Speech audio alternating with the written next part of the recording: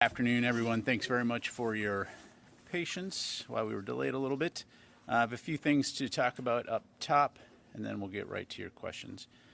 So first of all, to add to information already provided earlier by the White House, at the direction of the President of the United States, fighter aircraft assigned to U.S. Northern Command successfully took down a high-altitude airborne object off the northern coast of Alaska at 1:45 p.m. Eastern Standard Time today within U.S. sovereign airspace over U.S. territorial water.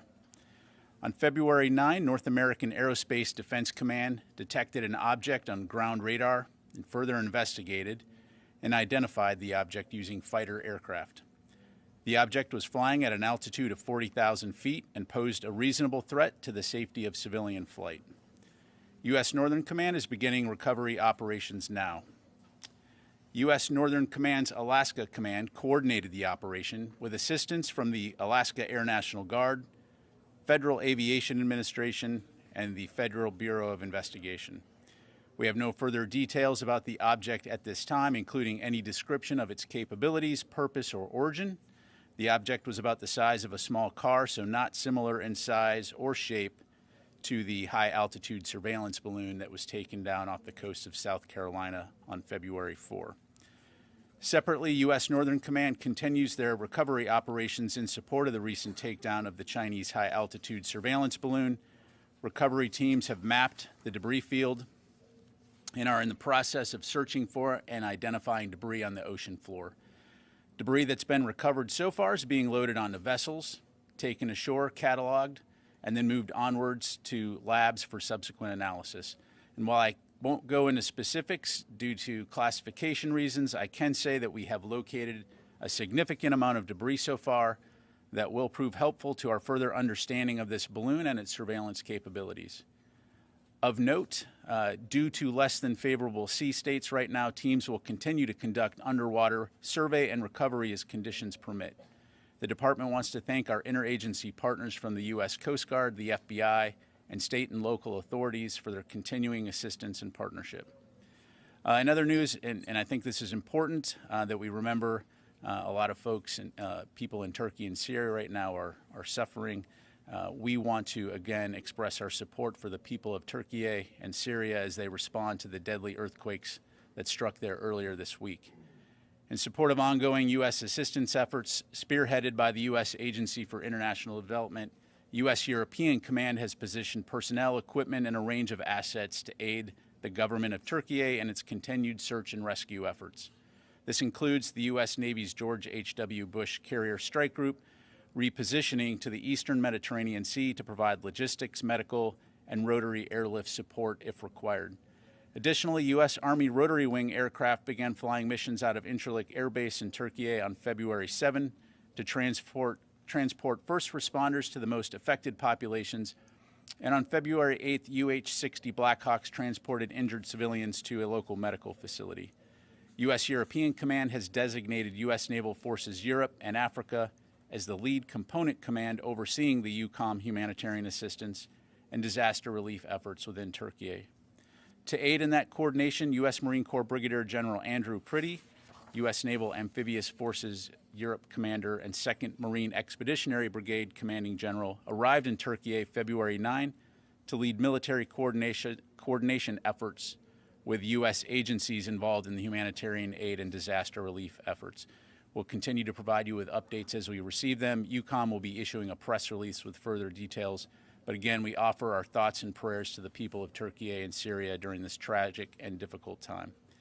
And finally, Secretary Austin welcomed Canadian Minister of National Defense Anand for a bilateral meeting here in the Pentagon today. The Secretary expressed his thanks and appreciation to Minister Anand for the cooperation rendered by Canada in tracking the PRC high-altitude surveillance balloon that violated the sovereignty of both of our countries.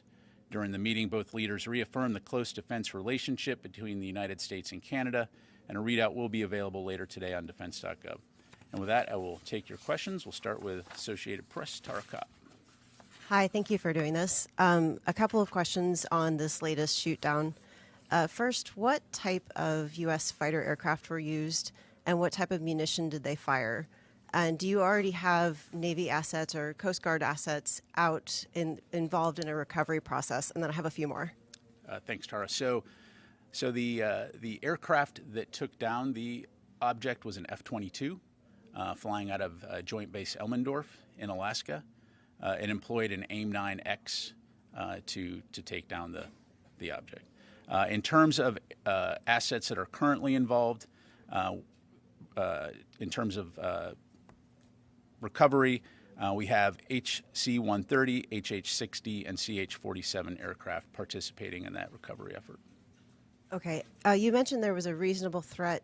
Was there also a threat to potentially this object detecting some of our more sensitive radar capabilities that are based in Alaska? And then what hasn't been said is where this object has come from. Is there any indication that this was also a Chinese surveillance balloon object, whatever it is? Yeah, so at this point, we don't know the origin of the object. Again, we will know more once we're able to potentially recover some of those materials. But the primary concern, again, was the potential hazard to civil flight. And so, again, we'll know more later. Thank you. No perceived threat to any of the radar installations that we have based in Alaska? Again, right now, we'll know more once we assess it. We'll just leave it at that. Thank you. Liz.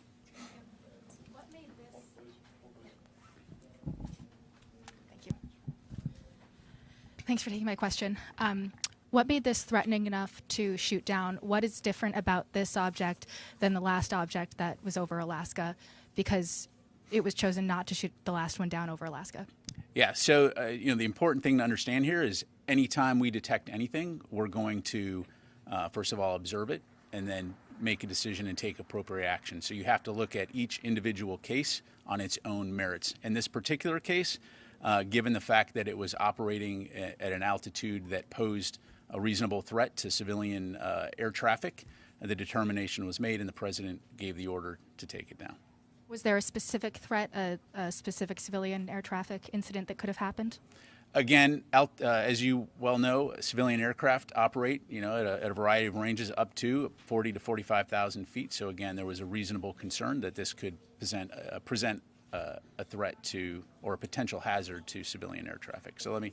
Question. Yep. Has Secretary Austin reached out to his Chinese counterpart or any other counterparts at all since this has been tracked?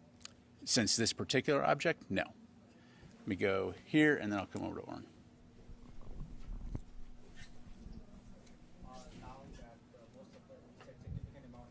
Things from the previous balloon have been recovered. What additional information you have now about the capabilities of that balloon? Yeah, so we're continuing to assess that. Again, I'm not able to go into more detail other than, in addition to learning a lot about the balloon and the capabilities that it has while it was over the continental United States, we have identified or located a significant amount of debris on the ocean floor that will be very beneficial to us learning more about it. But at this point in time, I'm not going to have more details. Manufacturing label on these equipments or the balloons indicate that they're all manufactured in China, sourced from China? Again, I'm not going to have details to provide it at this point in time. Also say that 39 other countries have indicated they have seen balloons in their territories. Are you sharing those information from the Pentagon to these countries, or the capabilities, how you shot them down? So in terms of what we're learning about these balloons, I know the State Department has talked to this in terms of our international outreach. Certainly, the Department of Defense plays a role in those relationships, and so we will continue to work with our allies and partners to share information along with our State Department colleagues. Let me go to Oren. Two questions. First, did this object show any signs of maneuverability or propulsion? And then you and other Pentagon officials made a big deal about how much intelligence was gathered by letting the other one float across much of the United States, and yet you shot this one down before it entered the United States. Is that the Pentagon bowing to political pressure? Was there nothing to gain from this one? Yeah, so again, we're going to judge each of these on its merits. No indication at this time that it was maneuverable, but again, we'll know more. And in terms of entering the United States, it did enter U.S. airspace, and we took it down. Did you gain intelligence from this one as you did from the previous one? We're going to recover what we can from this, and more to follow. And was the decision to shoot it down before it entered too far into the U.S. airspace, the Pentagon bowing to political pressure from the Hill? Look, again, we're going to judge each of these objects on its own merits. It entered into U.S. airspace on February 9th. We sent up aircraft to assess what it was. The decision was made that it posed a reasonable threat to civilian air traffic. The president gave the order to take it down, and we took it down. Thank you, Laura. And then I'll go to Dan. Thanks. Sorry. Thanks for taking my question. So a couple questions. First of all, has anything like this happened before with an object this size, this shape, in this particular height for the 40,000 foot range? Has it happened before? And then second of all, can you say more about why you knew that last balloon or object was from China, whereas this one you don't know? So in terms of this particular object, again, as I highlighted, we don't know where it's from. It posed a reasonable threat to civilian air traffic, and so the determination was made to take it down. In terms of the other balloon, as I mentioned in our previous briefing, we have learned a lot about the Chinese surveillance high-altitude balloon program. We've gathered a lot of information over the last couple of years, and so we were able to, based on that information, detect at a very early stage. As it approached U.S. airspace, we had a good understanding of what it was. As I mentioned, we were able to monitor that closely, track it while it went over the continental United States, learn a lot about it, and take it down at the appropriate time. So would you urge us to put this in a different bucket than that, or should we? Yeah, I think I was pretty clear. This was traveling at about 40,000 feet, which posed a reasonable threat to civilian air traffic, and the decision was made to take it down. So, Dan. When the pilots approached it, and they determined, I understand, that it was not manned. How did they determine that? And at that point, wouldn't it be possible to at least describe what they were looking at? Did it resemble a balloon or an airplane or what? Again, we'll know more and have more information once we've recovered this. I will give credit to our pilots that they are very capable in terms of looking at an object, assessing whether or not this had the potential to be manned. At that altitude, something that small, very, very unlikely that it was manned. And so, again, no indication that it was manned, presented a potential reasonable threat to civilian air traffic, and we took it down. What speed was it traveling at, by the way? I don't have that information. On the Chinese balloon, if we could go back, Mm-hmm. is it still, in the Pentagon's view, plausible or maybe even likely that it was not necessarily intentional when that balloon turned and blew eastward, that it seemed to have not, had some technical problem? Yeah. So, Dan, what I would tell you is based on the information that we have, it was being maneuvered and purposefully driven along its track. Again, recognizing that winds do play a role because of the maneuverability of the balloon. It's our assessment that this was a purposeful mission. In terms of the Chinese motivations, again, I'd have to refer you back to China to talk about that. Ma'am, and then come to Nancy. Thank you. Sorry, you got it. We emailed you police body camera footage showing a National Guard general in Ohio pushing my colleague and having to be escorted away from him this week. We asked the Ohio National Guard for comment, but do you, as a spokesperson for the Department of Defense, condone such conduct by a commissioned officer of the U.S. military against an American journalist? Yeah, so to be clear, the answer is no. That's not acceptable behavior.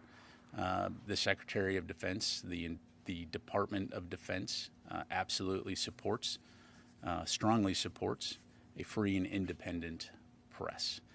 So again, I'd refer you to the Ohio National Guard for any comment about that particular incident, but I can assure you that that is not acceptable behavior.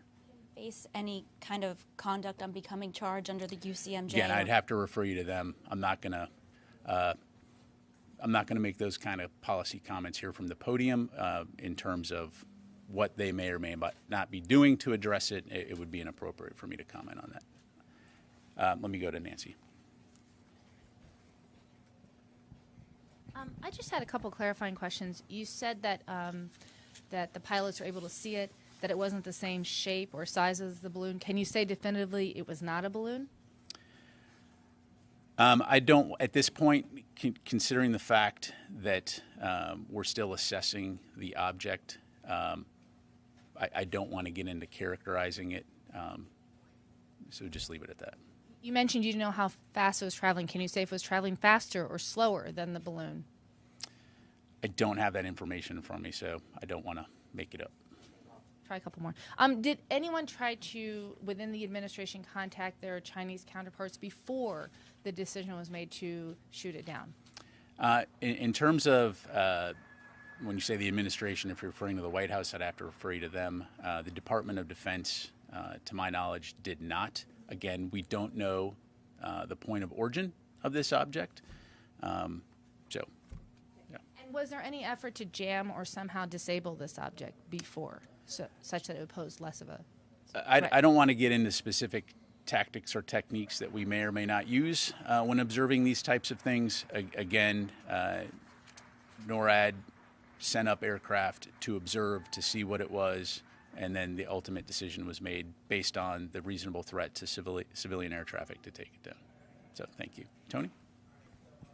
A couple things. You mentioned you've recovered a significant or located a significant amount of debris. Is it fair to say you've located a significant amount of the payload? You're talking about the PRC high altitude balloon. This one today. So Tony, at this point, I'm not able to go into more detail other than we've discovered or located a significant amount of the debris associated with the balloon. Again, we'll have more details to follow, but I'll just leave it at that. Located, but you haven't recovered and pulled out of the ocean for forensic analysis. Is that right? Yeah. So great point. So the way to understand how this is unfolding is as we map out the area where the debris field would be, it enables us to figure out where are the places that we need to prioritize a search, recognizing that we're talking a wide area. And so as that happens, divers are able to go down, and depending on the size of the debris, they're able to tag it. So debris that can be brought up quickly is brought up, put on a vessel, taken ashore. Debris that's going to take more time, and again, especially given the current sea states, it may take a little longer. We know where it is, so we tag it, and then we'll go back and eventually recover all of that and bring it up. It's the equivalent is you found the Titanic, but you haven't started pulling up debris yet from it. Exactly. I want to ask you about the overall program. You said you've been learning a lot about this balloon program over the last couple of years, yet the annual China report doesn't have a peep about balloons in there. You spend a lot of money and effort, but no balloons. We learned about Taiwan and China's balance of power against them, and satellites and jets, but no balloons. Why not?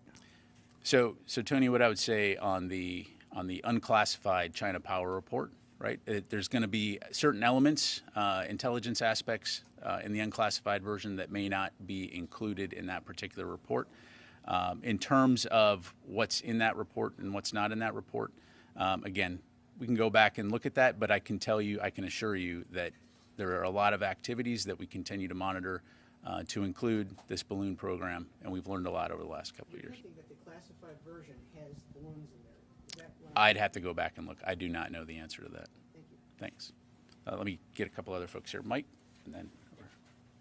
Pat. The only reason the American people know about the first balloon is because a couple of guys in Montana spotted it and it leaked out. My question is, if it had remained secret and had not become a spectacle and arguably an embarrassment to the White House, would you have shot it down or allowed it to continue on its way? So you're asking me to speculate?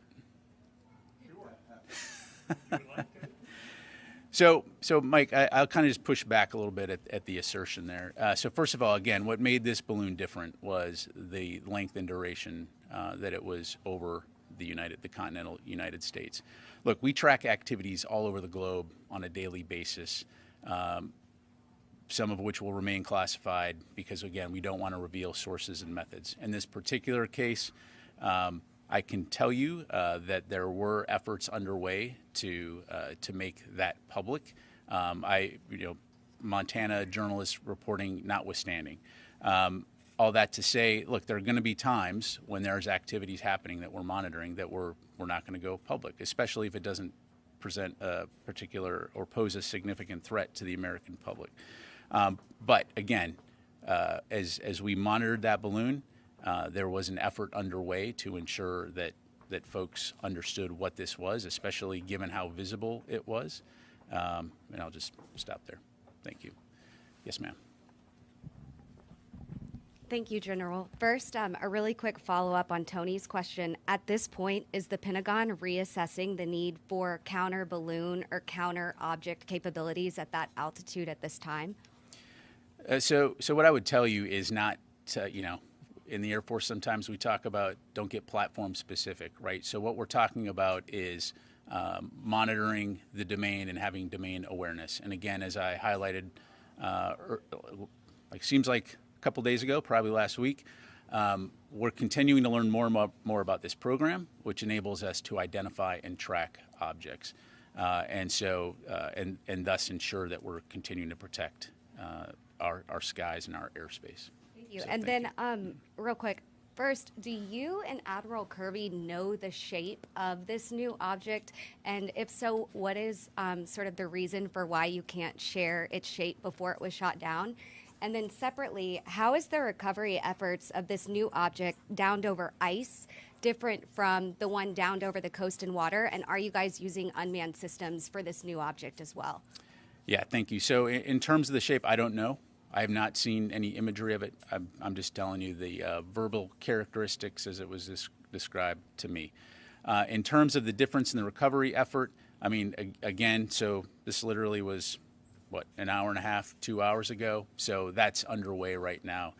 So more to follow on that front. Right now, I think they're moving to the site. We'll have more to follow in the days ahead. Let me go to a few other folks here. Sorry. Some new folks back here, and then we'll go over here to Mike. You mentioned that the object was spotted yesterday. Is that the first that we saw it, or did we see it coming in a couple days before? No, it was spotted yesterday. And for follow-up, did what we learned about the first balloon last week, did that help us detect this object?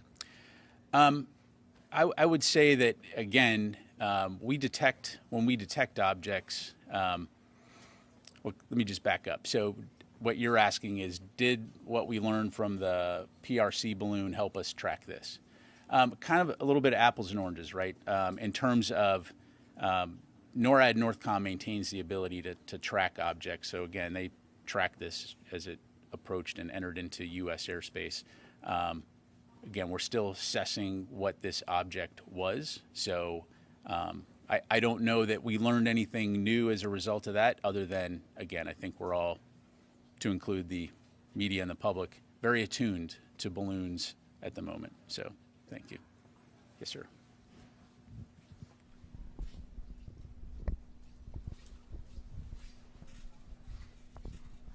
Thank you, sir. And just to clarify, so this was first identified when it flew into U.S. airspace, is that correct? Or was it identified before it? It was detected yesterday, and then, again, NORAD sent up aircraft to observe it, see what it was, and then the decision was made to take it down.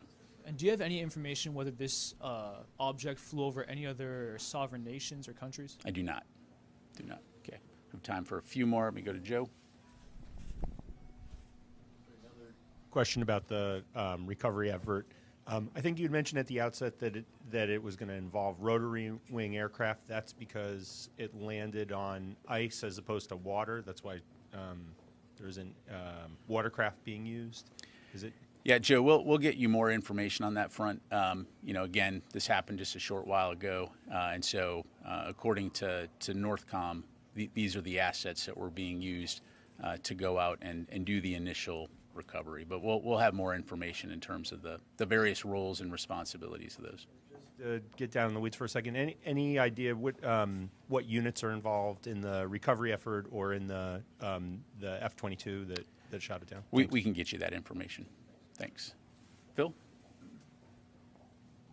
Hey there, just a couple clarification questions. First off, when you first identified it, was it traveling at the same altitude, around 40,000 feet? Did you at that point know its velocity? And secondly, doesn't Northcom have the authority on its own to shoot down unidentified objects entering U.S. airspace if they pose a threat to civilian air traffic? And if so, then why was the president's authorization required in this case? Yeah, thanks. So my understanding is it was at 40,000 feet when it was detected and ultimately taken down. The NORAD Northcom commander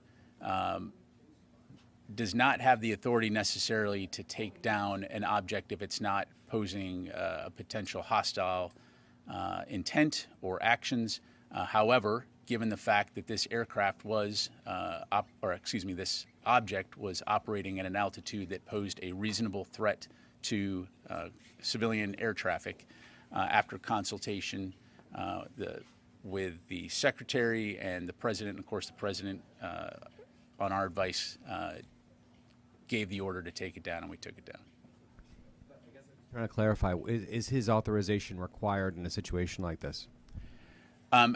Again, it's kind of a moot point at this point because the president gave the order, but he has the authorization to take action against anything that presents a potential threat to the American public or people on the ground.